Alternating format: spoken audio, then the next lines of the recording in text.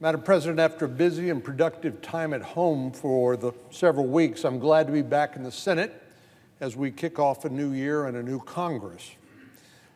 After 2 years of Democrats controlling both chambers, the House and the Senate, the American people voted for a change in the midterm elections. Voters sent a Republican majority to the House and opted for divided government. With the Republican House, Democrats, of course, will no longer be able to abuse the budget reconciliation process to circumvent the normal legislative process, which means the end to partisan spending bills. They'll have no choice but to work for common ground and to move legislation through what we call regular order around here, which means by the rules. While there's a lot we need to do in the coming months, one of our top priorities must be the humanitarian and security crisis at the southern border. This crisis has been raging since President Biden took office 2 years ago. Day after day, month after month, migrants have crossed the border in unprecedented numbers. Over the years, we've seen migration surges at different times, but nothing like this. The scale and the immensity of this crisis are unprecedented. Last month, U.S. Customs and Border Protection encountered more than 250,000 migrants at the southern border. That's at the back door to my state, the state of Texas. 250,000 people in a single month. That's a new record and a shocking number. To put that in perspective, Customs and Border Protection encountered more migrants in November and December of last year than it did in all of 2017. More in 2 months, the last 2 months of last year, than it did in the entire year of 2017. Those figures tell you a lot, but no words can accurately capture just how complex and challenging the situation at the border truly is. To understand what's happening on the ground, you need to show up.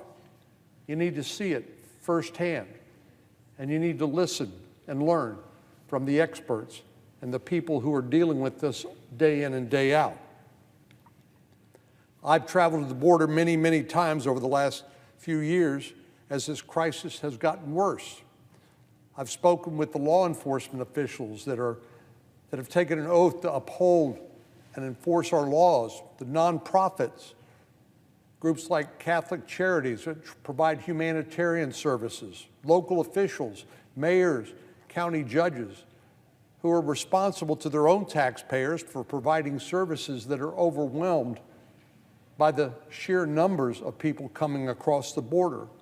Then there are private landowners who find that their fences are knocked down, their property is trashed, and that people trespass upon it at will. Then there are the small business owners that depend on the foot traffic that frequently comes back and forth across the border, and countless others who are impacted by the current border crisis. Of course, these are exactly the kinds of people you might want to talk to if you actually had an interest in learning more about what the problem is and fashioning some kind of solution. Well, I was happy to introduce these experts to a bipartisan group of my Senate colleagues a couple of weeks ago. Both of us representing border states, Senator Sinema, the senator from Arizona, and I have had what you might call an exchange program between our two states. A couple of years ago, I visited Tucson, Arizona, and Senator Sinema, in return, visited the Rio Grande Valley for a series of briefings. The first thing that jumps out at you is that the border is big, 2,000 miles. It covers a lot of territory, and it varies a lot, depending on whether you visit urban areas like El Paso or rural areas like Yuma, Arizona.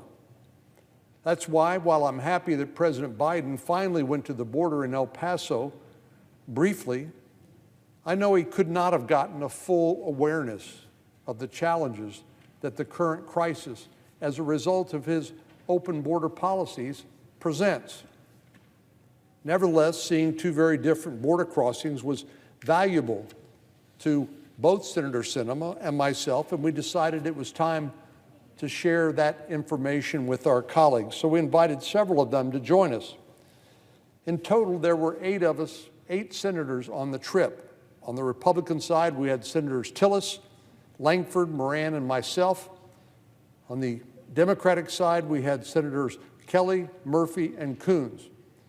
Actually, now that Senator Sinema has declared herself as an independent, she said this was not a bipartisan trip, but a tripartisan trip. We spent a day in El Paso speaking with law enforcement and local stakeholders. In recent months, the city of El Paso has been ground zero and overwhelmed by the influx of migrants.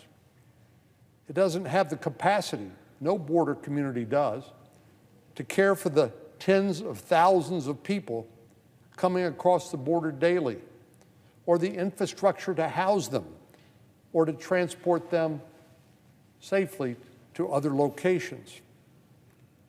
Fortunately, at least in the near term, and it tends to go in waves up and down, most recently the pace in El Paso has slowed down, but some of the sidewalks downtown are still lined with makeshift tents and sleeping bags. Migrants camping out in the city, nowhere to go, waiting for their next meal and waiting for someplace warm to be able to sleep. We heard about the tremendous burden this crisis has placed on law enforcement at all levels. You can imagine. They're already understaffed, and now they're overwhelmed. We heard about the growing strain on the non-governmental associations and the cities as they try to mitigate this crisis. Again, this is a crisis of the president's own making as a result of his open border policies and failure to enforce our immigration laws. We heard from business leaders who depend on customers coming to their business, as well as other local stakeholders about the larger impact this crisis has had on the El Paso community and the southwest border region, especially the effect it's had on legitimate trade and travel, which are vital to the region's economy. I don't know if most non-border state senators understand it or not, but we have the largest land port in America is Laredo, Texas. They have somewhere between 14,000 to 16,000 trucks a day come across the border for legitimate trade and commerce. Obviously, that legitimate trade and commerce that creates a lot of jobs all across America are impeded by this vast influx of humanity that are coming currently as a result of the non-enforcement policies of the administration. The day after we visited El Paso, we traveled to Yuma, Arizona. And if you're looking at a map of Arizona, it's in the southwest portion of Arizona, just right next to California. Very southern, southwest tip of Arizona.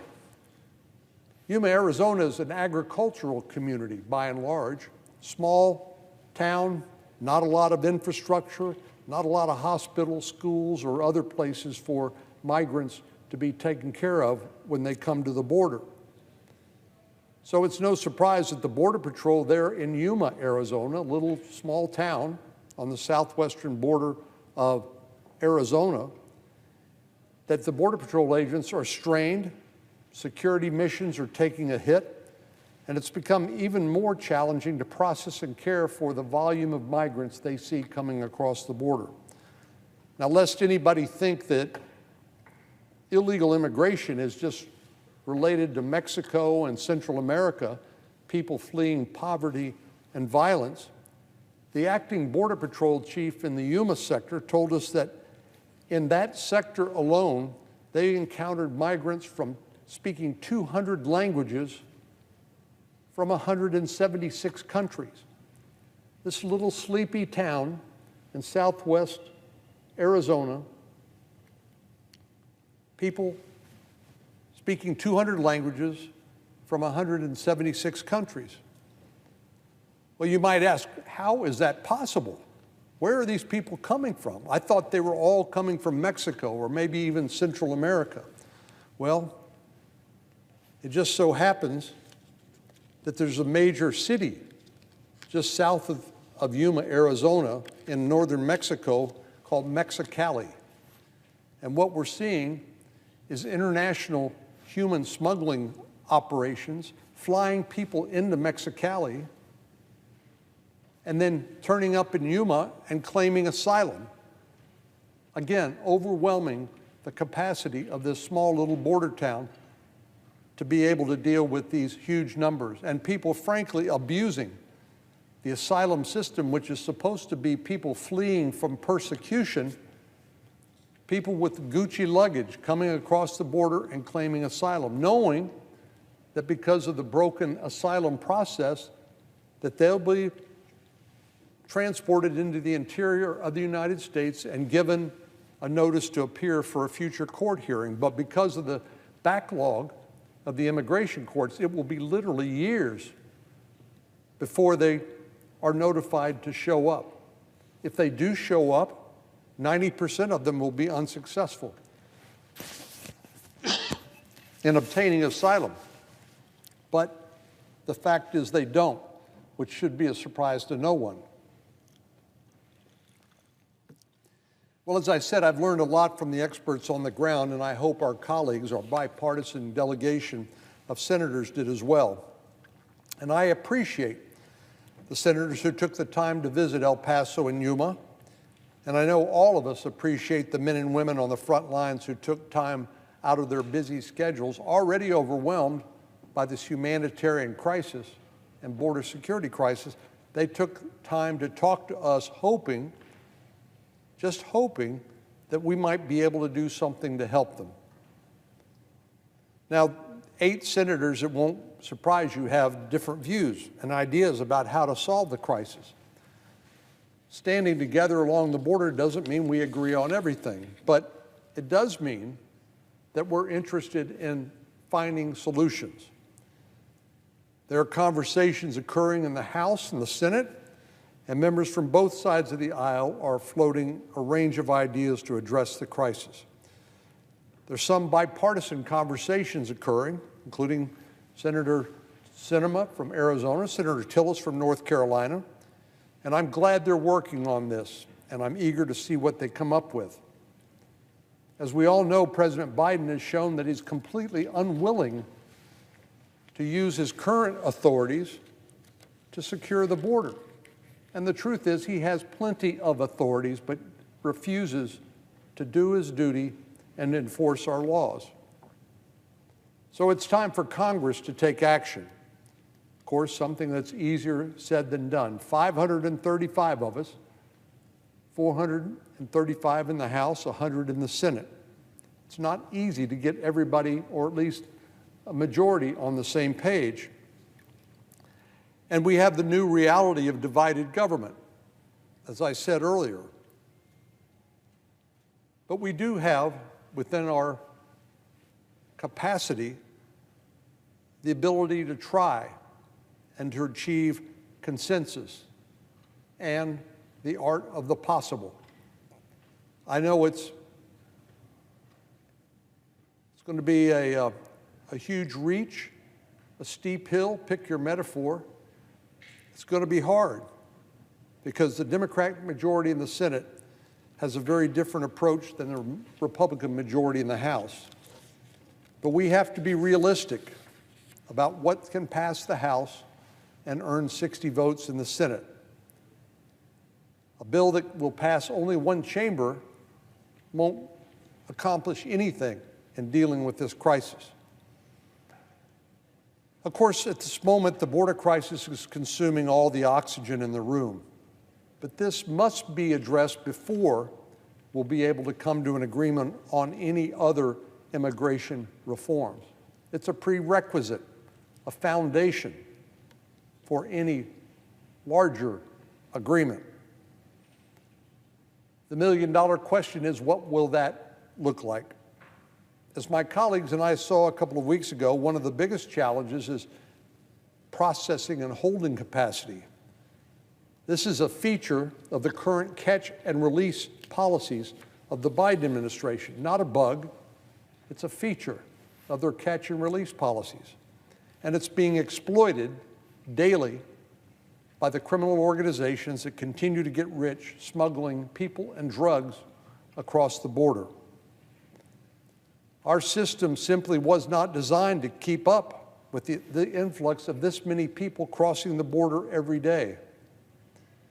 As a result, Border Patrol agents told us that they're being shifted from the front lines to process people in the back office, leaving huge security gaps.